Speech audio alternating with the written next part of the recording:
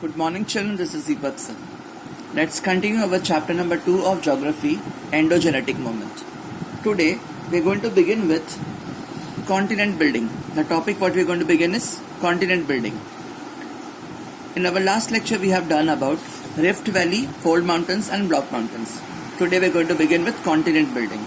I'm going to read and explain both simultaneously. So let's have a reading of it. Slow movement occur toward the center of the earth, center towards the earth crust. Because of this movement, a vast part of earth crust is uplifted or gets subsides. When this part of earth crust is uplifted, that is above the sea level, continents are formed. Therefore, these moments are called as continent building moment. Now children, what happens sometimes because of the slow earth movement, because of the slow movement which are coming toward the center of the earth, sometimes the land is getting uplifted, otherwise the land gets subsided. When because of the slow movement and land is getting emerged, it is coming out above the sea level. Got it? That time we call that land part as continent building moment, because it has built a continent for us. Similarly, sometimes what happens, the land gets subsides, it goes below the sea level, that is toward the seabed. Then that time we call it as subside, or it is like it forms a part of seabed. Let's see the part in reading. Extensive plateau can also be formed because of such moment.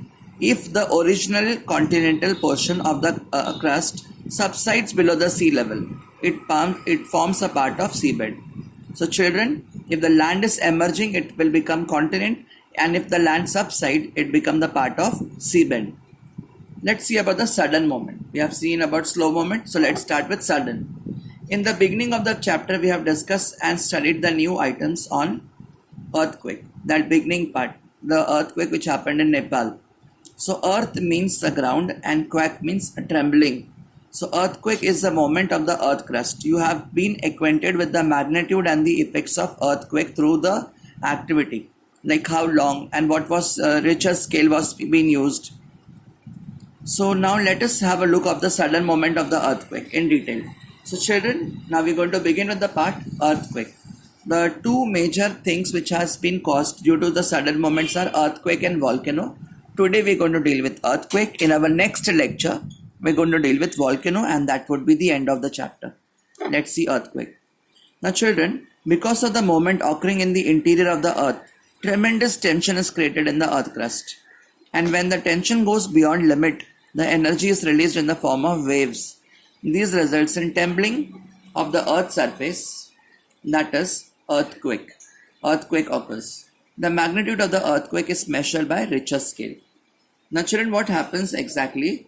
Because of the moments occurring in the interior of the earth, because of that moments occurring in the interior of the earth, a tremendous energy is released out from the earth crust, and because of that, what happens, the layer of the earth, the waves which we are having, they get disturbed, and because of that, what happens, on the surface of the earth, earthquake occurs, and the earthquake is measured with the help of Richter scale.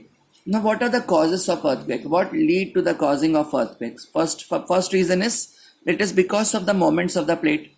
Secondly, colliding. Sometimes the earth plates may collide with each other, and that may result into earthquake. Sometimes plates sliding one below the other, as we have seen the hard rocks, they doesn't fold, they just crack and they move one above the other. Formation of fractures in the rock layer due to tension of the interior of the earth either may be result of the fracture or occurring of volcanic eruption, like it is a pre-sign of volcanic eruption. So these are the causes of earthquake. In the next part, we're going to begin with the focus and epicenter and about the different waves. Thank you for now.